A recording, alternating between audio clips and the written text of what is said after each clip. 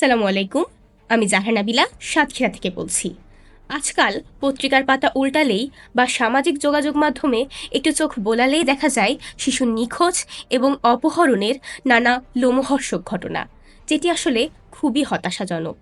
দিন দিন এর হার যেন বেড়েই চলেছে। আমাদের ভবিষ্যৎ সম্ভাবনাদের হুমকির মুখে ঠেলে দিয়ে আমরা কিভাবে নিশ্চিন্ত থাকতে পারি? তাই নতুন বছরে গৃহীত হয়েছে একটি নতুন উদ্যোগ, অ্যাম্বার অ্যালার্ট বাংলাদেশ। বিশ্বের বেশ কিছু দেশে এটি সক্রিয় রয়েছে, কিন্তু দুঃখের বিষয় হলো এটি সত্য যে বাংলাদেশে এখনও এটি চালু হয়নি। এটি চালু করতে পিটিশনে স্বাক্ষরকারী প্রয়োজন 1,00,000। আমি পিটিশনে স্বাক্ষর করেছি।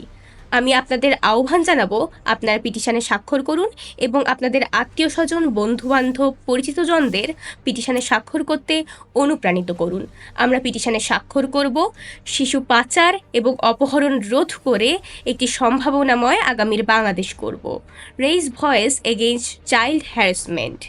Be alert with Amber alert. ধন্যবাদ সবাইকে।